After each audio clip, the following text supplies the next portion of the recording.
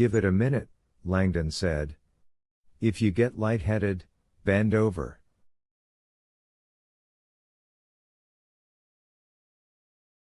I feel. Vittoria choked, like I'm scuba diving. With the wrong mixture.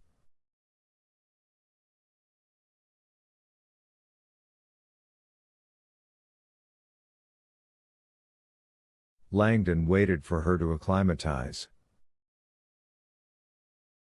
He knew she would be fine.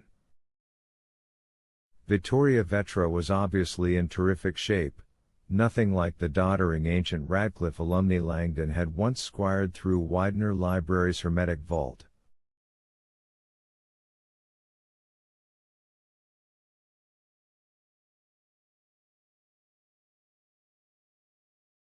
The tour had ended with Langdon giving mouth-to-mouth to an old woman who'd almost aspirated her false teeth.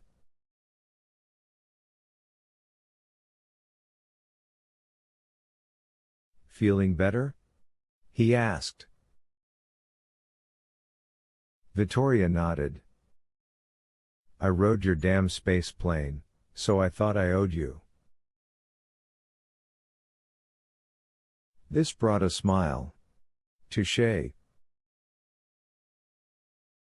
Langdon reached into the box beside the door and extracted some white cotton gloves.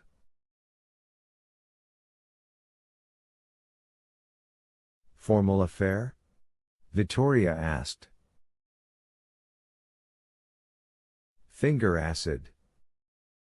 We can't handle the documents without them. You'll need a pair. Vittoria donned some gloves. How long do we have? Langdon checked his Mickey Mouse watch. It's just past 7. We have to find this thing within the hour. Actually, Langdon said, we don't have that kind of time. He pointed overhead to a filtered duct.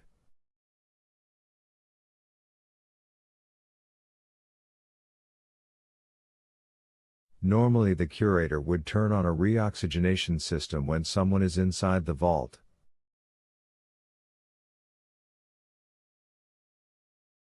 Not today. 20 minutes, we'll both be sucking wind. Vittoria blanched noticeably in the reddish glow. Langdon smiled and smoothed his gloves. Substantiate or suffocate, Ms. Vetra.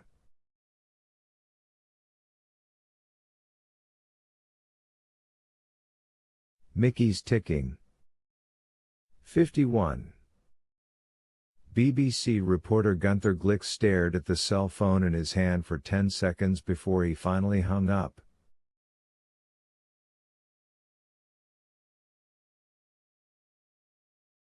Chinita Macri studied him from the back of the van. What happened? Who was that?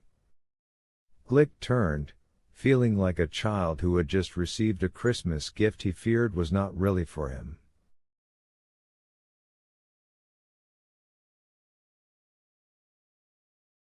I just got a tip. Something's going on inside the Vatican. It's called conclave, Chinita said. Hell of a tip. No, something else. Something big. He wondered if the story the caller had just told him could possibly be true. Glick felt ashamed when he realized he was praying it was. What if I told you 4 cardinals have been kidnapped and are going to be murdered at different churches tonight?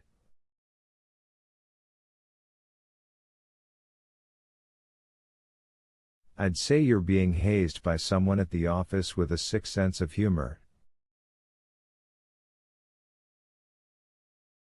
What if I told you we were going to be given the exact location of the first murder? I'd want to know who the hell you just talked to. He didn't say. Perhaps because he's full of shit? Glick had come to expect Mockry's cynicism, but what she was forgetting was that liars and lunatics had been Glick's business for almost a decade at the British Tatler.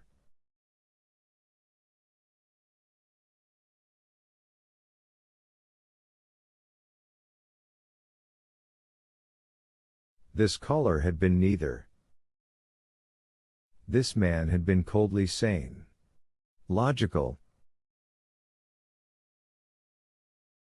I will call you just before 8, the man had said, and tell you where the first killing will occur.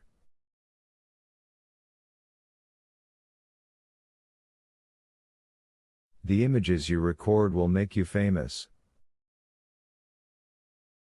When Glick had demanded why the caller was giving him this information, the answer had been as icy as the man's Mideastern accent.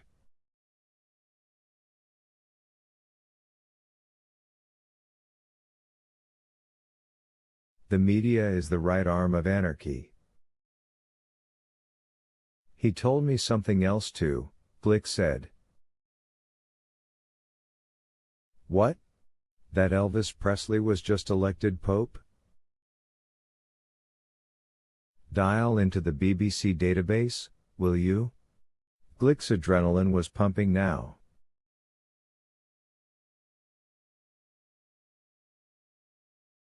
I want to see what other stories we've run on these guys. What guys? Indulge me. Mockry sighed and pulled up the connection to the BBC database. This'll take a minute.